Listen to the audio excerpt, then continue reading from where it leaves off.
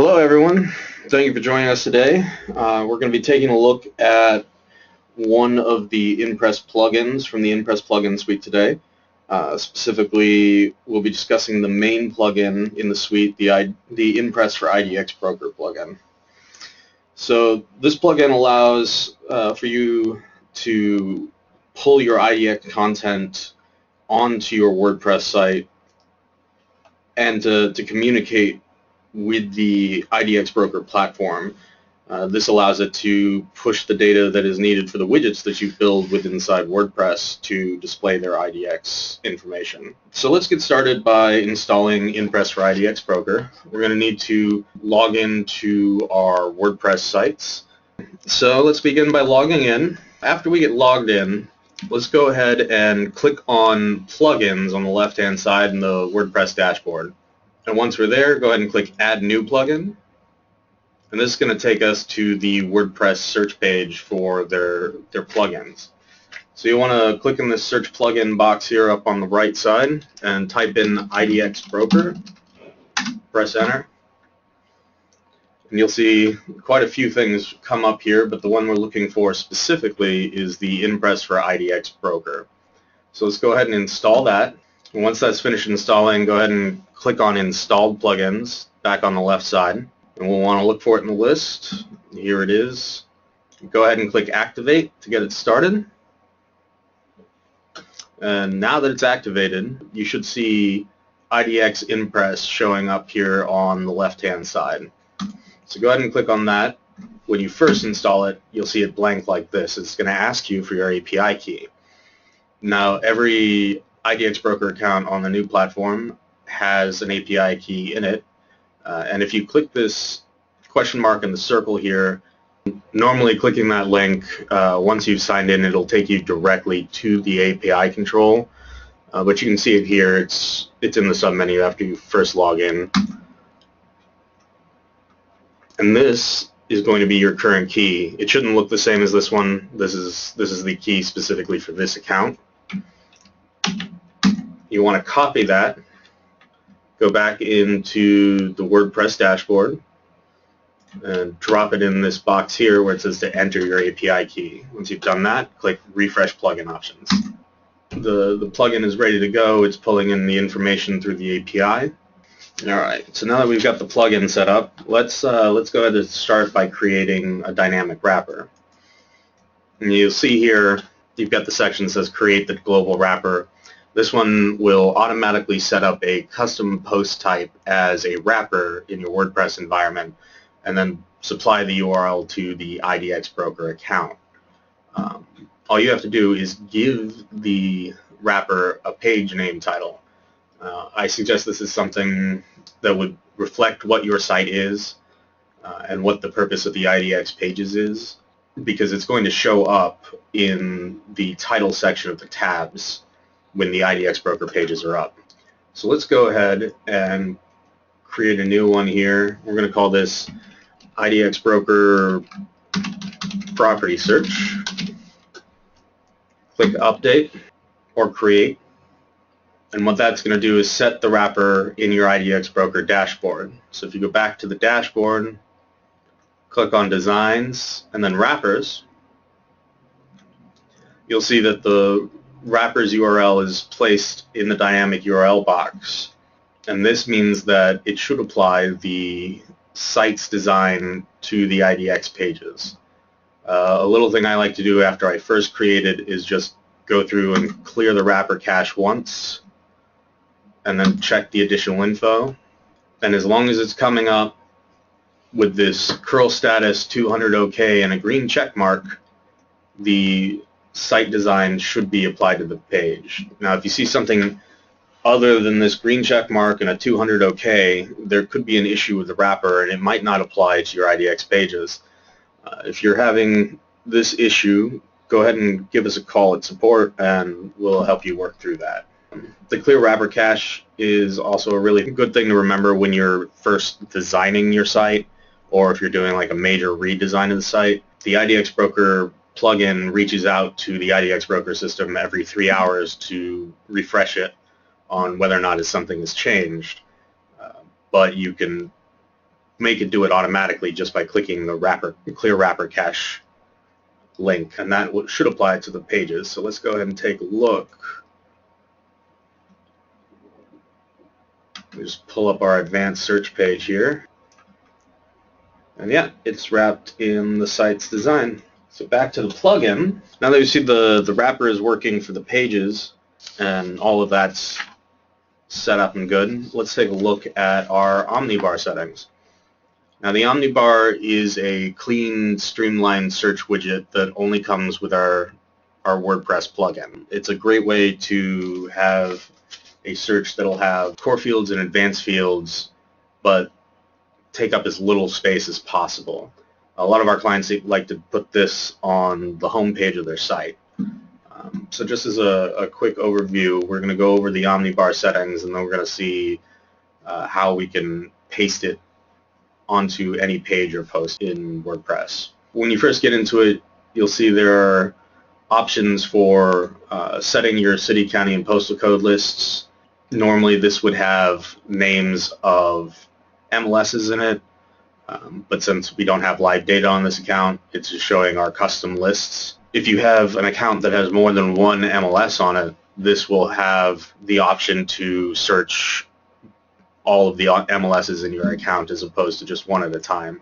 You'll have to choose a default property type for it to search. You can set it up to search all the property types, but once you have custom fields set up, these need to be for only one specific property type.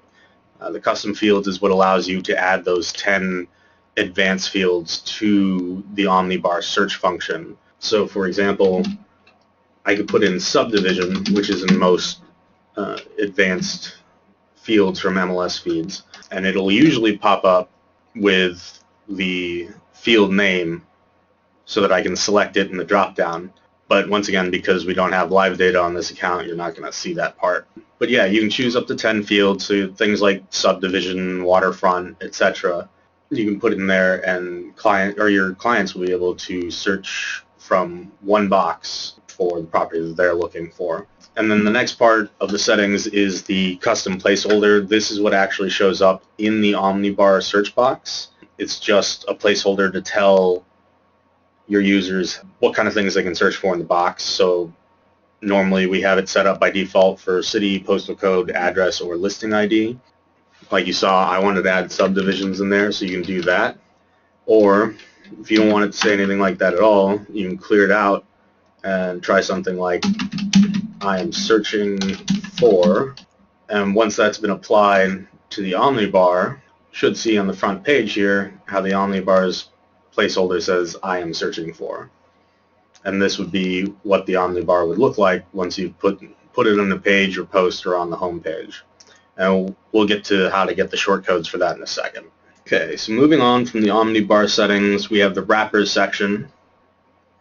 This is where all of the wrappers that you make specifically with the plugin under initial settings, this is where they'll be stored, and you can look at them.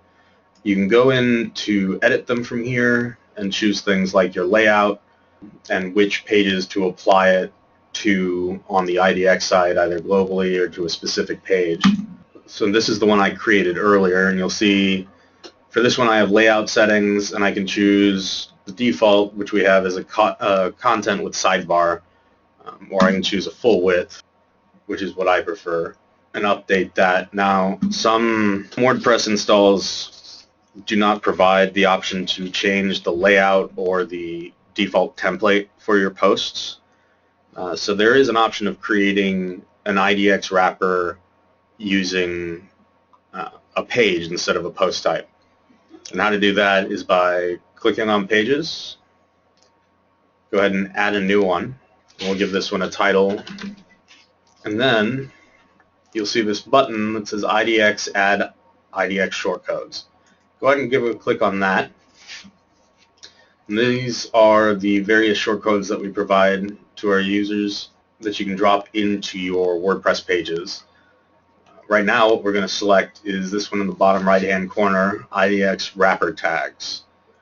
By clicking that, you'll get this blank page. Don't worry about it. It's meant to be blank. Click Insert Shortcode, and then it'll drop in the shortcode that adds the IDX start and stop tags to make this page a wrapper. And you go ahead and publish that, and then you can take the URL that the page is at, go back into Designs and Wrappers on your IDX dashboard, and drop it in this dynamic URL box. Go ahead and take the HTTP and forward slashes and colon out of that, because it's already provided for you. And go ahead and click Save Changes. And then again, I like to pull that, or clear that wrapper cache before I go check my pages. I pull up the advanced search. The design shouldn't change because it's the same wrapper, but it gives you an idea of how you can use that to create a wrapper that you might have a little more control over in your particular WordPress theme's settings. Another thing to take a look at is that add IDX shortcode. This is how you add widgets to your WordPress pages that contain IDX content. There's a couple different ways of doing it. There's the IDX widgets, which you find in your IDX Broker dashboard under Designs, Widgets, and Manage. And so it will link to these and provide a shortcode to display these on your WordPress sites. You can also do a quick search widget, and then, of course, the OmniBar. So if you click on OmniBar, you'll see it asks you for styles. I'm going to go ahead and leave it with default styles for now. The extra fields will include bed, bath, and max price. And then you can add the min price field by choosing that here as well. But like I said, I'm just going to stick with the default style for now. So we'll go ahead and insert that shortcode, update the page. If I go look at this page, it now has an OmniBar search in it. You can use that, like I said, to pull in widgets from within IDX. You've got extra IMPress widgets here, property carousel, property showcase, and their city links page. And then an IMPress lead sign-up widget so that you can try and capture more leads on your WordPress pages as opposed to the IDX pages. And then, real quick, over here you see this page attribute section. This is usually where you can choose your default template for your WordPress pages. So if you don't want it to have one of these other layouts that have sidebars and whatnot, make sure that you choose the full width template in your theme, and that'll keep you from having to deal with the extra content that you don't want. So we're taking a look at the wrappers section, and now we're going to look at the IDX Pages section. So the IDX Pages section is going to show you all of the default IDX pre-built pages and any of your saved links that you've created. They'll be pulled into here. This allows you to view the pages by clicking on View, or you can go in to edit them. But you'll note that there's very little that you can do inside of this, and that's because the plugin doesn't actually pull in HTML and CSS from the pages. All it does is pull in a link that you can use to point to the IDX pages from your WordPress site, either in the navigation or within a page. So there's not really a lot you'll be able to do with that page other than see where the links are and see which pages you have. So the next part is the saved searches. So this will show you the saved searches that you've created within your IDX Broker dashboard under Preferences, Saved Links. So you'll be able to click to view them, you can delete them, or you can choose to edit them in middleware. So if you click that, it's going to bring you to your IDX Broker dashboard, specifically to the saved link that you were looking at, and you'll be able to edit your search criteria and all the other parts of this saved link. You can also add a saved search from within the plugin. This saved search is a very basic saved search. These are all the fields that you get to create that, and so I'll just kind of make a test one here. So I'm going to choose single family resident, and I'm just going to put in Eugene, Oregon, Daytona Beach. All right. and say a min price of 200,000. I'm not going to put in a max price. 2 bedrooms at least, 2 bathrooms. That'll be it for my search criteria. And then you can see that you also have your SEO settings for saved searches in here, and you can fill that out. You have to give it a title, of course, so we're just going to say Daytona Beach 200,000 plus, and that's what we'll call this page. You can choose to use the SEO settings or not. For now, I'm just going to turn them off. And then if you're using a multi-user account and you have different agents in your office, you can assign leads that use this search page to a specific agent. So in this case, I'm going to choose Becky. Click Save Search. Oh, sorry, it needed a name. Just go ahead and call it the same thing as the title. Yep. There we go. All right. And so now you'll see that this new saved search I've created is here in the WordPress list. It'll also show up in your saved links. There you go. And then, of course, we can always take a look at it. Like I said, we don't have live data to return results, but it is pulling the search query that I'm looking for. All right. Okay, it looks like Jim says his saved searches don't show up in IMPress. There are some things that might cause the WordPress plugin to not work properly, or keep you from seeing the pages get pulled in correctly. I know that sometimes there's an issue with Visual Composer. It usually makes it so that our add shortcode button won't work properly. And then things like WordPress Super Cache and WordPress Total Cache can cause kind of an interruption in the API pushing the data into the WordPress account. And so usually what I suggest with that is disabling whatever plugin might be causing the issue for a short bit to see if you can get the data to come in. Once you've done that, go into the initial settings and click refresh plugin options, and in theory that should start pulling that kind of thing in. Okay, can you show how to put the OmniBar in the homepage again? Sure. So actually what I was showing was just putting it in a regular page, but you can usually put it on your home page. This is usually theme specific, but most of them will have this option. So if you click on Appearances and then you click on Widgets, it's going to take you to a page that looks like this. And so on the left-hand side, you'll see all the available widgets you have. You'll see a lot of IDX Broker and equity widgets in here.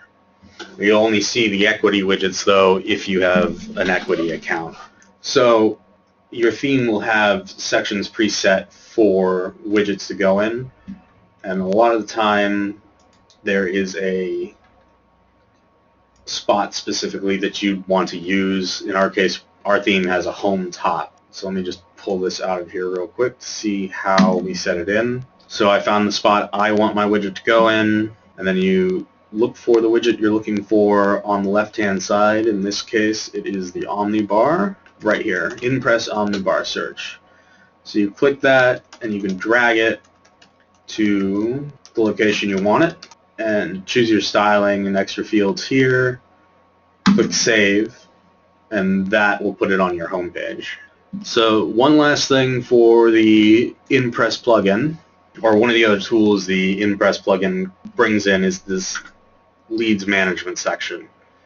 Now, this is great because it'll pull in all of your leads from your IDX Broker account so that you don't have to switch back and forth between the dashboard to get to them. From in here, you can open up the lead accounts, you can edit them, delete them, or choose to edit them inside the middleware. And then you've also got the ability to add a lead. So you simply fill out the form with their information, save the lead, and it'll add it to your leads account. Now, one thing you should keep in mind is this is a great tool. It works fantastically but it does use a few API calls every time you do something. So if you are planning on doing a lot of new leads by hand, entered by hand, or a lot of editing of the leads that you currently have in your system, I would suggest not doing it from within WordPress, but going to the places in middleware, IDX dashboard, that you can edit those. Simply because every account has a limited number of API calls. Light accounts have 150 calls per hour, and Platinum have 250 calls per hour. And so you can run out of those pretty quick using the lead section to do bulk updates. So if there's any bulk updates, like I said, I would really suggest doing it from within the dashboard's lead section. But if you have one or two to add, or you just want to edit one account, this is the perfect place to do that. Pete has a question about using shortcodes. First of all, is there a limit to the amount of shortcodes you can use? And how do you pull those shortcodes so you can put them anywhere on your pages? I haven't heard of a limit.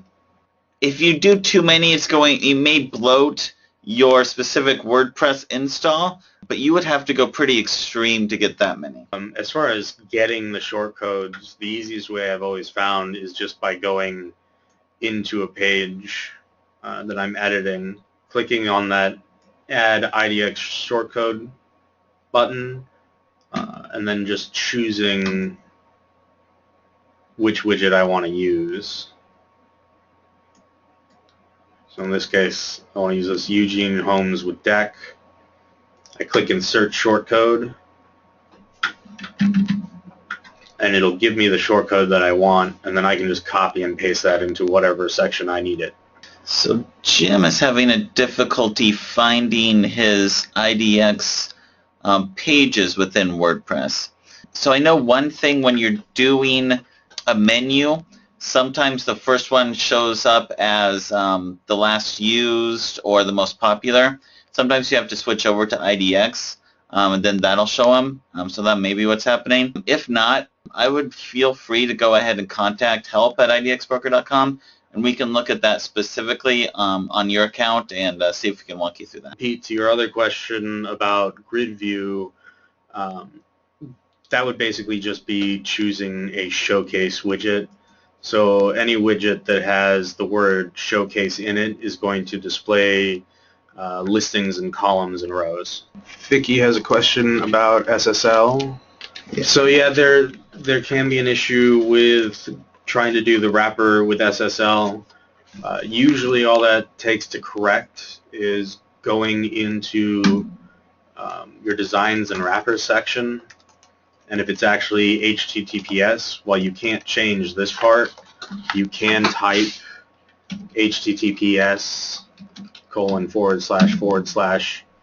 into the dynamic URL box and click Save Changes, and that will allow you to use a wrapper that you have behind an SSL certificate. So I wouldn't say I know of any incompatible themes.